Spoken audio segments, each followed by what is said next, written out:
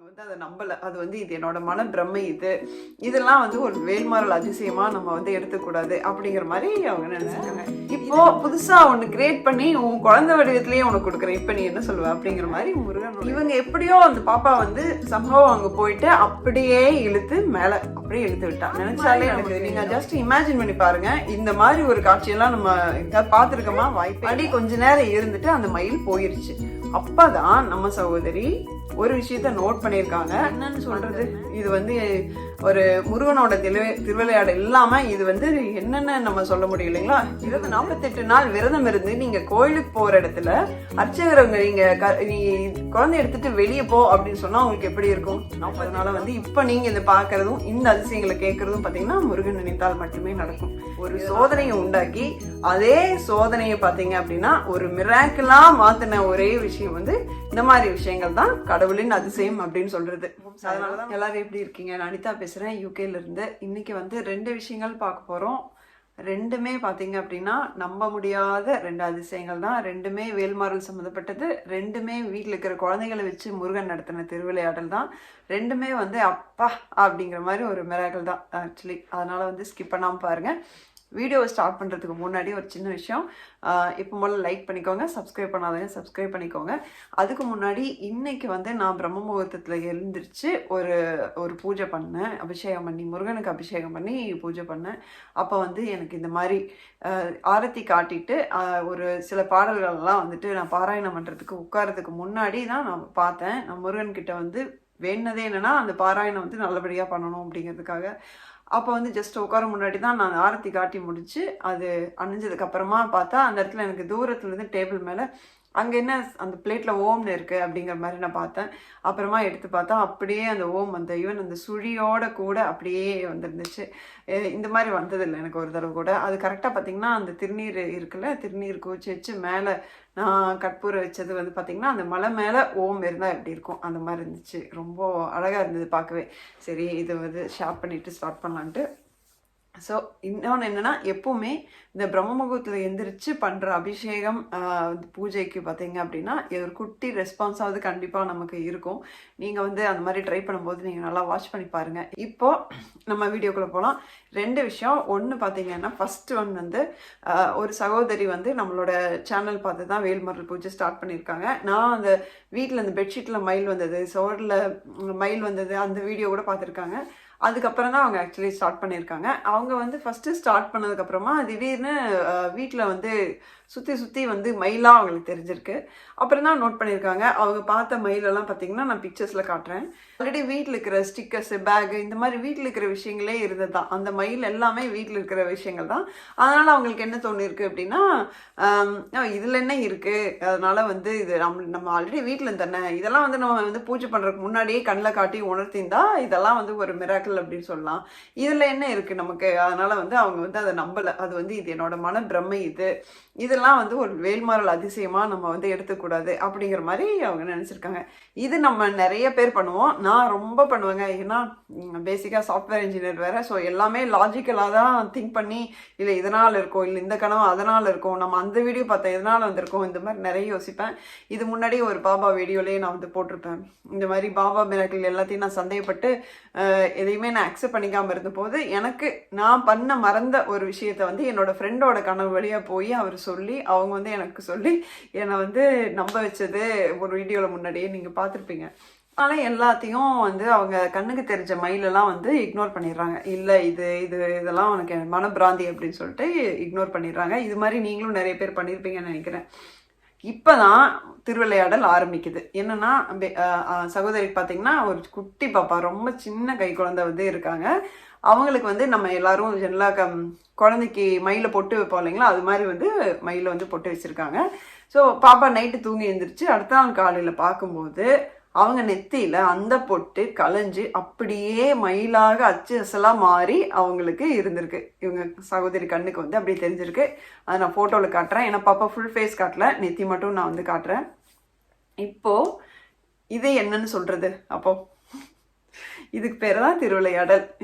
ஏன்னா கடவுள் வந்து ஒரு தடவை குறிகள்லாம் காட்டிட்டு அதோட விடலை. ஆக்சுவலி நீ நம்பலையா, அப்போ ஓகே, நீ வீட்டில் இருக்கிற பொருளே உனக்கு கண்ணுக்கு தெரிய வச்சா நீ ஒத்துக்க மாட்ற, இப்போ புதுசா ஒன்று கிரியேட் பண்ணி உன் குழந்தை வடிவத்திலேயே உனக்கு கொடுக்குறேன், இப்போ நீ என்ன சொல்லுவ அப்படிங்கிற மாதிரி முருகனுடைய திருவிளையாடல் தான் இது.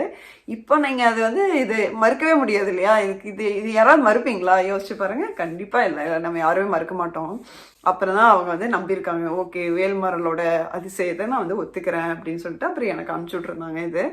இப்போ பார்த்தீங்கன்னா இதில் ஒரு முக்கியமான விஷயம் நம்ம தெரிஞ்சுக்கணும். இப்போ நம்ம சாதாரண மனுஷங்கள் வந்து ஒரு விஷயத்த 4 தடவை நம்ம இன்னொருத்தங்க கிட்ட போய் நம்ம சொல்கிறோன்னா அவங்க அந்த விஷயத்த நம்பலை அல்லது ஏற்றுக்க மறுக்கிறாங்க அப்படின்னா 5ஆவது தடவை நீங்கள் போய் சொல்வீங்களா? கண்டிப்பாக சொல்ல மாட்டீங்க, நானும் சொல்ல மாட்டேன் கண்டிப்பாக. ஆனால் அந்த முருகர் வந்து நினச்சிருந்தா இவங்களுக்கு அதை உணர்த்தாமையே விட்டுருக்கலாமே. ஏன் வந்து திரும்பியும் கஷ்டப்பட்டு அதை ப்ரூவ் பண்ணுறாரு அவருக்கு அது கஷ்டம் கிடையாது ஆப்வியஸ்லி. ஆனால் திரும்ப ப்ரூவ் பண்ணணும்னு நினைக்கிறாரு பார்த்தீங்களா? அதுக்கு தான் ஒரே டிஃப்ரென்ஸ். மனுஷனுக்கும் கடவுளுக்கும் இதுதான் டிஃப்ரென்ஸு.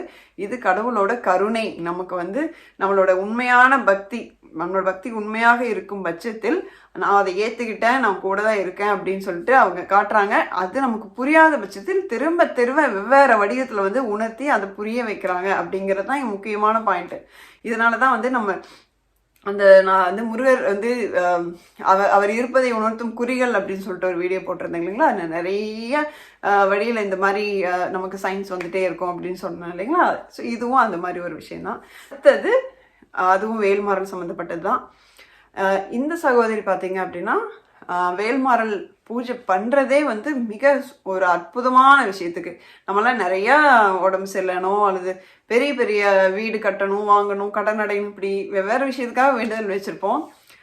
நான் பார்த்தீங்கன்னா பரிகாரமாக வச்சேன். ஸோ சகோதரி வந்து எனக்கு திருச்செந்தூர் போகணும், திருச்செந்தூர் போயிட்டு எனக்கு பன்னீர் இலை விபூதி வேணும் அப்படிங்கிறது தான் அவங்களோட வேண்டுதல். அதுக்காக அவங்க 48 நாள் பாராயணம் இருக்காங்க.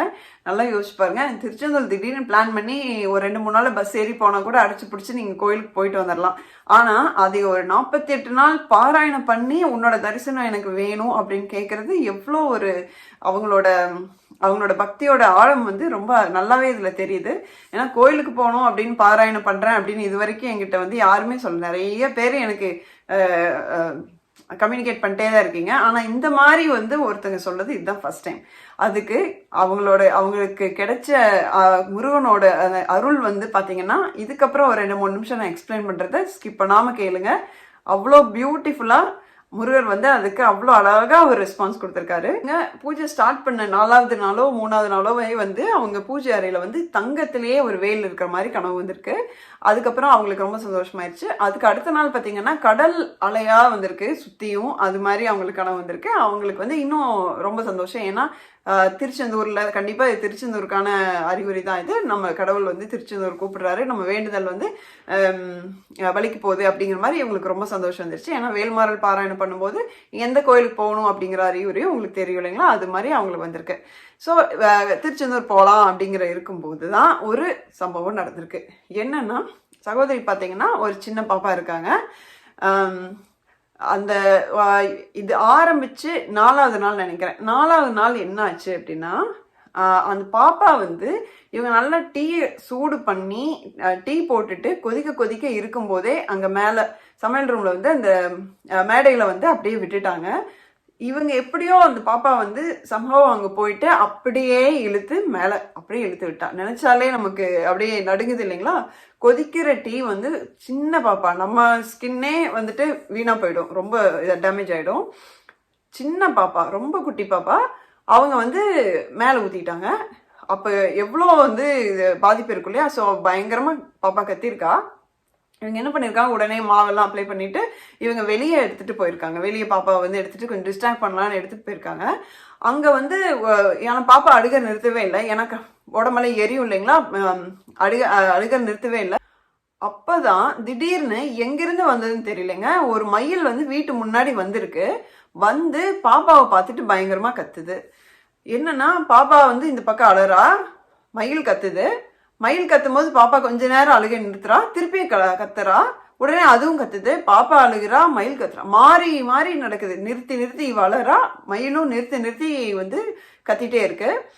மாறி மாறி நடக்குது. நீங்க ஜஸ்ட் இமேஜின் பண்ணி பாருங்க. இந்த மாதிரி ஒரு காட்சியெல்லாம் நம்ம எங்கேயாவது பார்த்துருக்கோமா? வாய்ப்பே இல்லை. அதோட நிக்கல, பாப்பா வந்து ஒரு ஸ்டேஜ்ல ஒரு 5 நிமிஷத்துல அழுகை நிறுத்திட்டு அந்த மயிலோட விளையாட ஆரம்பிச்சிட்டா. அப்போ அந்த மயிலும் வந்து பாருங்க, எந்த மயில் குழந்தைகளோட விளையாடி நம்ம பார்த்துருக்கோம், அந்த மயிலும் விளையாடி இருக்கு. ஏன்னா பாப்பா டெய்லி தண்ணி எல்லாம் வைப்பா போல, அதனால வந்து அந்த மயிலும் வந்து அங்க அவ விளையாடி சிரிக்க வரைக்கும் அங்கேயே இருந்திருக்கு. மறுபடியும் கொஞ்ச நேரம் இருந்துட்டு அந்த மயில் போயிருச்சு. அப்பதான் நம்ம சகோதரி ஒரு விஷயத்த நோட் பண்ணியிருக்காங்க.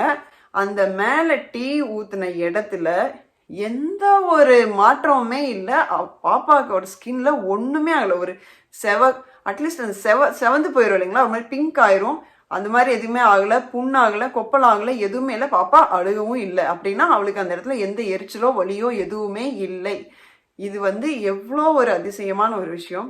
ஒரு மயில் வந்து அழுகிற குழந்தைய சமாதானப்படுத்தி அது ஃபுல்லா அது அதிசயமா இருந்த புண்ணை வந்து எங்கேயுமே எதுவுமே எந்த தடையுமே இல்லாம கம்ப்ளீட்டா போக வச்சுட்டு அது கிளம்பி போயிடுச்சு.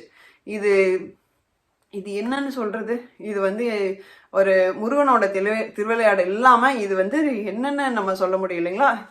இது என்ன பொறுத்தளவுக்கும் இது ஒரு மிகப்பெரிய அதிசயம். ஏன்னா எனக்கு போன வாரம் பாத்தீங்கன்னா நான் இது கையை இதுல வச்சுட்டேன், அந்த மாடல் கிச்சன்ல இப்படி வேகமா உள்ள சத்துவாங்க இல்லைங்களா, உள்ள வந்து வச்சுட்டேன். விரல் அப்படியே பயங்கரமா இந்த இடத்துல கரெக்டா அந்த கண்ணுலயே வச்சுட்டேன். இந்த இடத்துல நசுங்கிடுச்சு. உடனே ஓடி வந்து நான் அந்த எப்பவுமே அந்த சந்தனம் விபூதி கலந்து வச்சிருக்கிற அந்த இது எடுத்து சாமிக்கிட்டு இருக்கிற தண்ணியும் எடுத்து கலந்து வச்சேன். எனக்கு ஒரு அரை செகண்ட் கூட இல்லை, அது அப்படியே காணாம போயிடுச்சு. அதுக்கான எந்த ஒரு தடையுமே இல்லை, நான் பண்ணதுக்கான எந்த தடையுமே இல்லை. வலியோ அடுத்த நாள் வீக்கமோ அழுத்தினா கூட வலி இல்லை அப்படிங்கிற மாதிரி எனக்கு ஆயிடுச்சு. அதுவே எனக்கு ரொம்ப மிராக்கிள் நினச்சிட்டு இருந்தேன். இவங்களோட இது வந்து நான் கேட்கும்போது எனக்கு அப்படியே ஒரு மாதிரி ஆயிடுச்சு. ஏன்னா குழந்தை விஷயம் வர இல்லைங்களா, ஒரு குழந்தைக்கு வந்து ஸ்கின் இதாச்சுன்னா அது சில சமயம் காலத்துக்கும் அப்படியே இருக்கும். அதனால வந்து இது அவங்களுக்கு மிகப்பெரிய அதிசயம். ஆனால் அவங்களுக்கு இதோட நிற்கல. என்னாச்சுன்னா அவங்க வந்து திருச்செந்தூரும் பிளான் பண்ணபடி கிளம்பியிருக்காங்க. பாப்பாவை எடுத்துகிட்டு தான் போயிருக்காங்க. போகிற வழியிலேயே ஒரு இடத்துல வந்துட்டு ஆட்டோவில் போயிருக்காங்க. ஆட்டோ முன்னாடி இவங்க போகிற ஆட்டோ முன்னாடி மயில் வந்து இருந்து இந்த பக்கம் பறந்து கிராஸ் பண்ணதான் இவங்க கண்ணுக்கு தெரிகிற மாதிரி. இப்படி ஆட்டோ போயிட்டு இருக்குன்னா இப்படி வந்து மயில் வந்து கிராஸ் பண்ணி ரோட்டை பறந்து போகுது. அது இவங்க பார்த்தோன்னே ஷாக் ஆயிட்டாங்க, என்ன ரோட்ல மயில் பறந்துட்டு இருக்கு அப்படின்னு சொல்லிட்டு இவங்களுக்கு ரொம்ப சந்தோஷமாயிடுச்சு. ஆக்சுவலாக மயில் பார்த்ததுனால கோயிலுக்கு போயிருக்காங்க. கோயிலுக்கு போனோன்னே அவங்க கருவறை கிட்ட சாமியை தரிசனம் பண்ற போகும்போது கரெக்டா என்ன பண்ணியிருக்காங்க, பாப்பா வந்து பயங்கரமா அழ ஆரம்பிச்சிட்டா. நல்ல கூட்டம். அதனால என்ன பண்றாங்க, அந்த பூஜாரியும் அங்க இருக்கிற 2 பேர் அங்க இருந்திருக்காங்க. 2 பேர் வந்து இல்லம்மா நீ குழந்தை ரொம்ப அழகுது, நீங்க வெளியே போ அப்படின்னு சொல்லிட்டாங்க. குழந்தைய எடுத்துட்டு போங்க அப்படின்னு சொல்லிட்டாங்க.